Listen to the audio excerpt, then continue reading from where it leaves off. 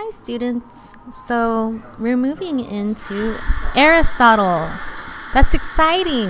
That means you read Plato, and now you're going to the next big guy. People tend to have a strong preference for Plato or Aristotle. I prefer Plato. I feel like he's more intuitive for me. But some people really feel that Aristotle is more intuitive, and so it'll be interesting to see where you land. Also, this week, your secondary literature piece is an excerpt from Alistair MacIntyre's After Virtue, and that book was just life-changing for me. So I'm really excited for you to be reading MacIntyre. So what my plan is to kind of just give you an overview, different things about who Aristotle is, how he writes, how he contrasts to Plato, and kind of what the ethical life means for him. Why does he even think that's important? What can we learn from that?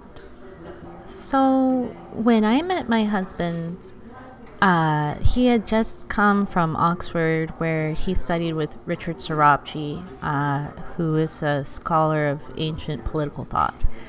And he told me, my husband told me, I read Aristotle's Ethics to learn how to become a good man.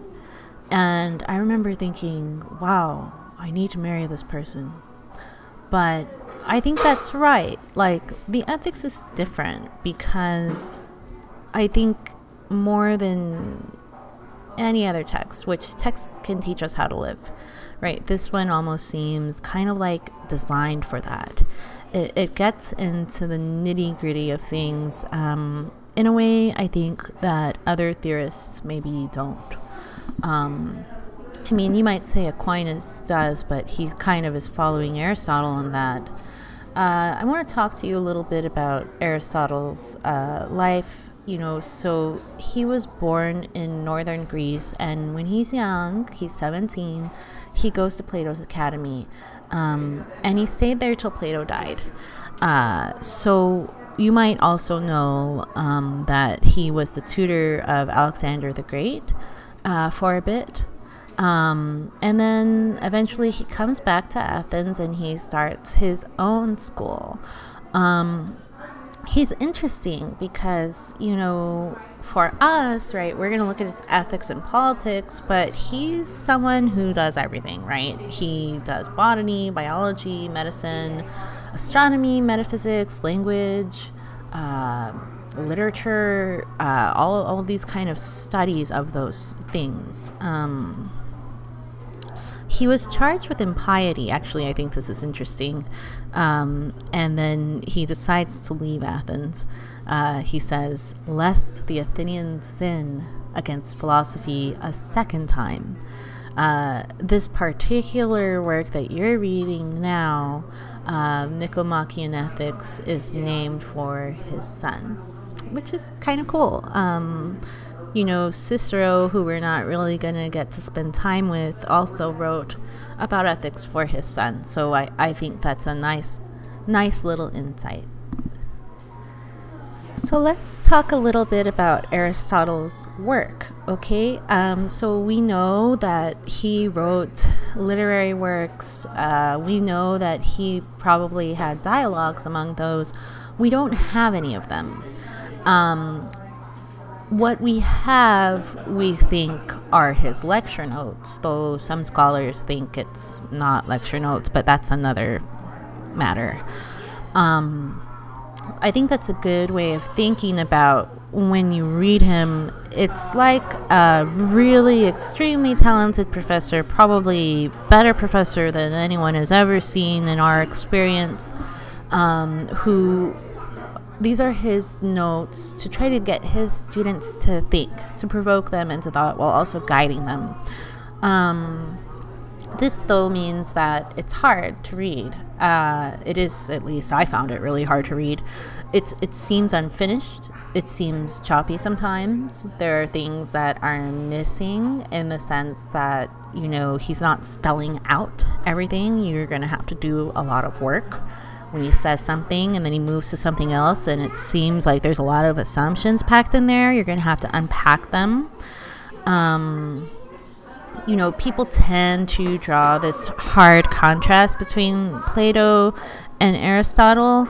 And I wouldn't say that Plato spells things out more. I don't know if a hard contrast is right, but it might be useful just because we spent so much time with Plato to sort of look at Aristotle's methodology in light of Plato, right?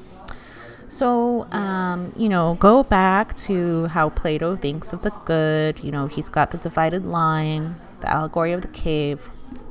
Ultimately, the philosopher king who knows the good, right, and therefore can govern.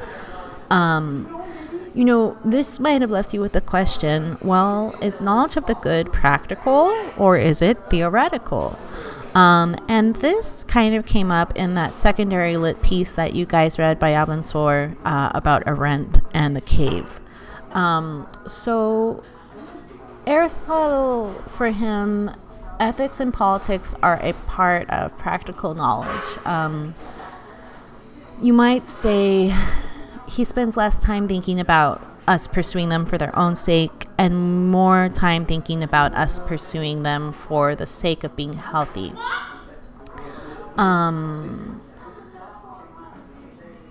You might say that if knowledge of the good were important, then maybe everyone would seek it, okay? But it seems clear that not everybody seeks it, but they seek what seems useful to them.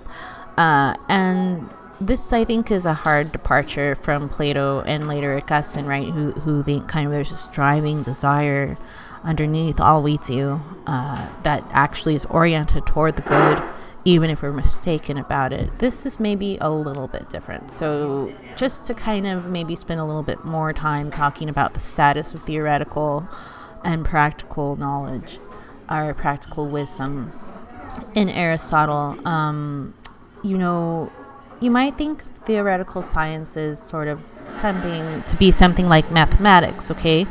You're gaining knowledge as an end in itself. The study of these things, they're unchanging, they're unaffected by action. The subject matter, you might say, is more general. It's not particular. It's not going to be like you're contextualizing it into particular circumstances. It uses abstract intellectual faculties, and it seems like, some people can have these things regardless of age, right? Just a capacity for it. And great precision is possible here because the objects of study are universal. They're unchanging. The practical sciences are different. You study them in order to act. This means, though, that your objects of study are variable. Okay, they can be changed through human action. Subject matter is also particular. Circumstances are particular. When we act based on circumstance, we want to know particular things, right? Like think back to what you learned about Plato and the crazy man and the weapon, right? It's like giving him back his weapon is not good. It's not just. But this requires particular knowledge, okay? It requires context. Something that's really, really important for Aristotle is not just that practical knowledge is particular, but that also getting this knowledge, acquiring this knowledge is experiential, okay? Not abstract intellectual faculties. You're going to find moral and political wisdom partly through practice, through experience. And this means you're less likely to find it in the young. Also, great precision is not possible, okay? The subject matter is too variable. It's too particular. And so moral and political knowledge is inherently imprecise. in a way, it can't, for Aristotle, it can't be a science in a narrow sense of unchanging mathematical abstract fact, but it doesn't mean it's not a science in the broader sense of wisdom, knowledge. It's just that precision here is not going to be perfect, and that's okay, because that's how life is. That is the nature of the thing that you're studying. However, it's important to point out, this does not mean that he thinks because there's this kind of particularity or context, this doesn't mean that he's going to say that everything is relative, okay? This doesn't mean that everything is just a matter of convention. I'll clue you into an important thing about Aristotle. When you read him, he'll say, some people say X.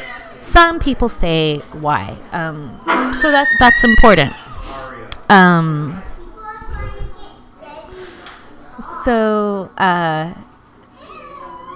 The noble and the just, which are going to come up a lot for him, they're not just matters of convention, though you can learn about them from studying convention.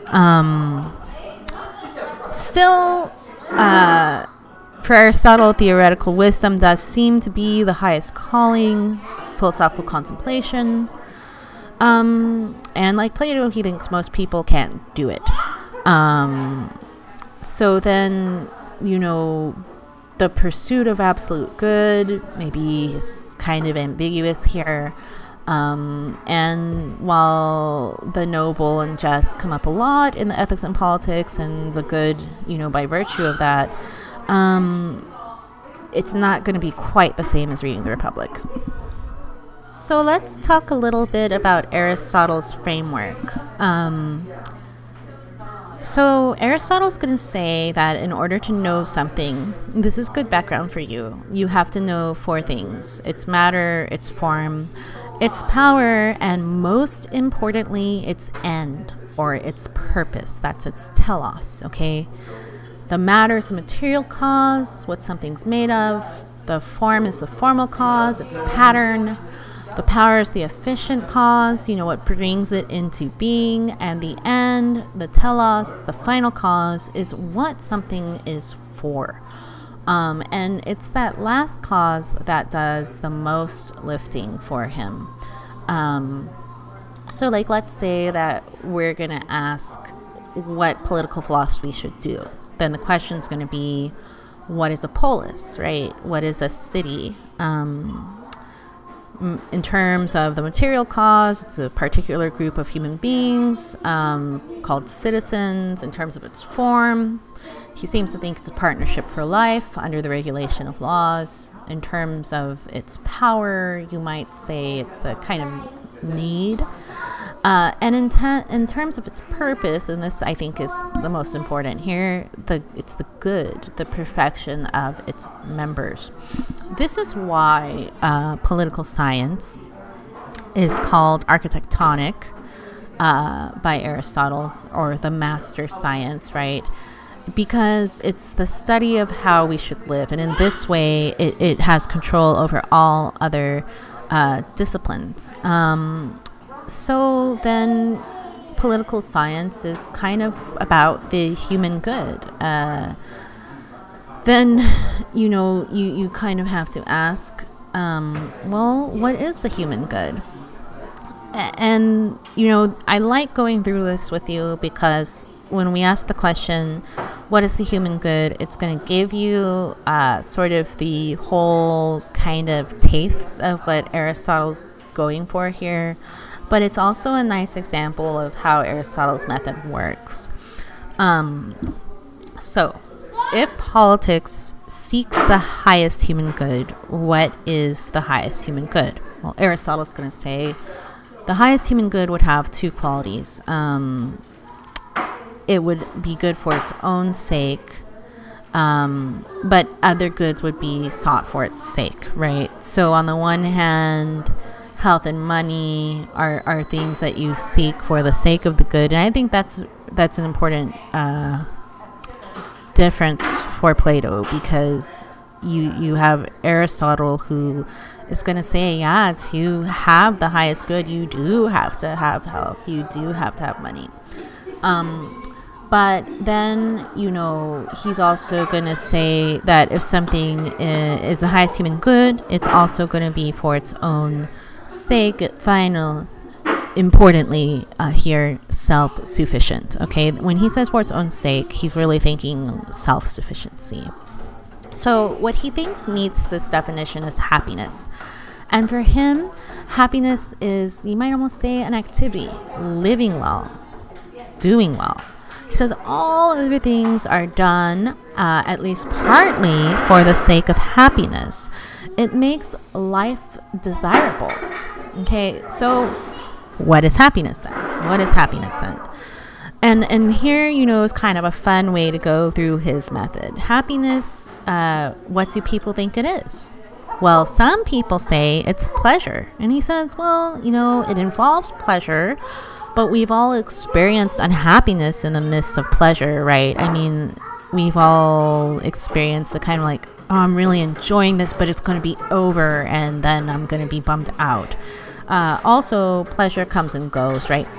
So happiness is not durable enough. It's not self-sufficient enough to be the highest good.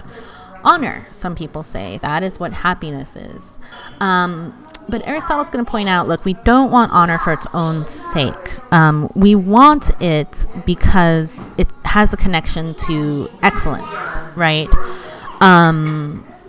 Also, honor depends on others to confer it, which means that others can take it away, right? So again, it's not durable enough. It's not really complete enough to be the highest good. Virtue. Okay, you might think this is the answer, right? He says, yeah, virtue is durable. Other people can't take it away from you. But it's not sufficient, okay? It's not sufficient. He thinks Socrates' idea of the perfectly virtuous man who's going to be happy during his torture on the rack, he thinks that's ridiculous, right? Because there are external conditions to being happy, like health, like wealth. But again, even health and wealth are not happiness itself, because they're necessary but not sufficient. Okay, so virtue is a necessary condition for happiness. It's not sufficient, and health and wealth are a part of the equipment of virtue. They're not sufficient. So then what is happiness? And this is kind of, I'm laying this out for you because you've got to understand it if you're going to read the ethics. And also, if we were going to spend time with the politics, you need to look at it too. We have to go back to Plato's question of the function and virtue or excellence. Okay, so remember, we were like, what is the function of a knife? Okay, well, the function of a knife is to cut. So what is the excellence or virtue of a knife? It's its sharpness. The highest good of a knife would be to cut excellently. So then you have to ask, what's the function of man? It's got to be something nothing else can perform, or nothing else can perform as well. Okay, so sidestep a little bit. What is man? Or woman and man, right? And this issue of woman is sticky in Aristotle, but we'll just use man as kind of a stand-in for people. So there are three areas to consider, right? Vegetative, animal, rational. Okay, these are three activities of a living thing. The vegetative starts with nutrition and growth, right? But human beings aren't the only ones who do this, right? Plants and animals also do. Okay, so then go bump up a little more. Animal, right? What does an animal do? Sense perception, right? So humans are, like animals in this way, but the animals we think of more like animals like zebras or gophers, they're at this level too. Okay, so then you have the next step. rationality, use of reason, rational activity. And for Aristotle, the only living things that do this are us, right? So now things kind of come together. What is it that a human can do that nothing else can do? Well, the function or good of a human being is in the activity of using reason, okay? And the highest good lies in doing so excellently, okay? This is happiness, what he thinks makes human beings thrive and flourish. Eudaimonia is the Greek word. And it seems to involve the use of ethical and intellectual virtues, right? So, we kind of can play with this. We can ask questions, when Christianity enters the equation later, what about charity, right? Is this a function of reason or what? You're going to see that it's a function of the will, okay? But, I think just to sort of stick with things now, the question that you should ask when you're reading Aristotle is, what is a complete life? Okay, what would be a complete life if you were dying? You look back on that, say, yeah, I did that excellently. That's what you're looking for here. Happiness, blessedness. Aristotle loves community, right? So you guys are hearing a lot of community in the background right now. I figure, it's better to have good lighting and natural noise than sort of like, white noise and stuff in the background. But to get back to the matter at hand, the final thing I want us to focus on is why ethics, right? So we've talked about politics and its relationship to the highest human good, its relationship to happiness. What role does ethics play in this? Okay, so on the one hand, politics seems to require some sort of habituation of the person, right, through laws. But I think the more important thing here is to say, look, Aristotle thinks that human beings fulfill their potential by exercising our rational faculties, okay? The fully virtuous person is going to have both moral and intellectual virtues.